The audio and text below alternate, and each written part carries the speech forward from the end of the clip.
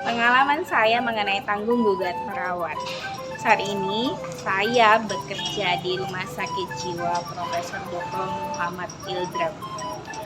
Pernah suatu ketika ada pasien masuk ke rumah sakit kita usia lebih dari 60 tahun, tepatnya 62 tahun.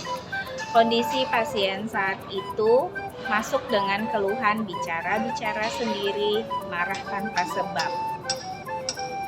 Pasien tidak mengalami gangguan mobilitas fisik, tidak ada masalah dalam mengkonsumsi nutrisi, dan tidak ada masalah dengan istirahat dan tidurnya.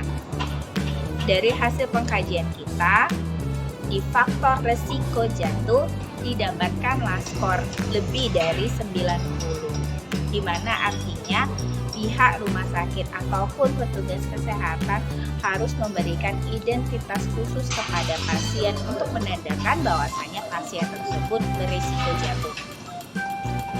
Sesuai standar operasional prosedur yang kita lakukan, pasien diberi identitas berupa baju dengan tulisan RIS berwarna kuning di bagian dadanya.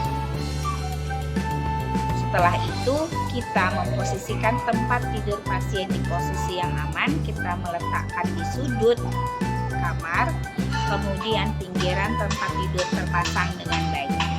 Suatu ketika pasien jatuh dari tempat tidurnya sekitar pukul 2 pagi.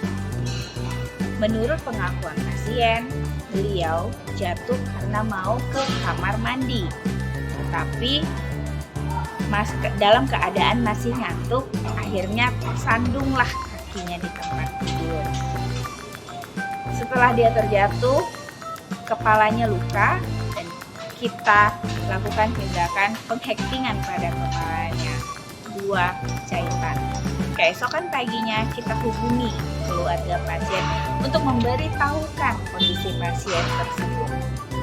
Tidak lama kemudian, keluarga datang dan marah-marah kepada pihak rumah sakit termasuk petugas kesehatan yang bertugas pada saat itu. Keluarga mengatakan, kenapa keluarga saya bisa jatuh? Kemana perawatnya? Kenapa tidak dipantau?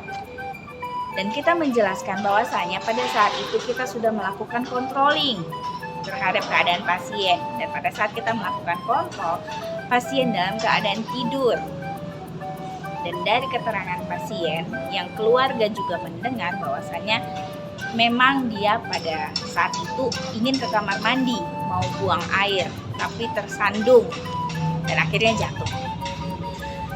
Pada akhirnya setelah kita melakukan mediasi dan penjelasan lebih lanjut, awalnya keluarga ingin menuntut petugas kesehatan yang berjaga pada saat itu tidak jadi melanjutkan prosesnya ke jalur hukum karena apa yang dilakukan perawat ataupun petugas kesehatan yang berjaga pada saat itu sudah sesuai SOP.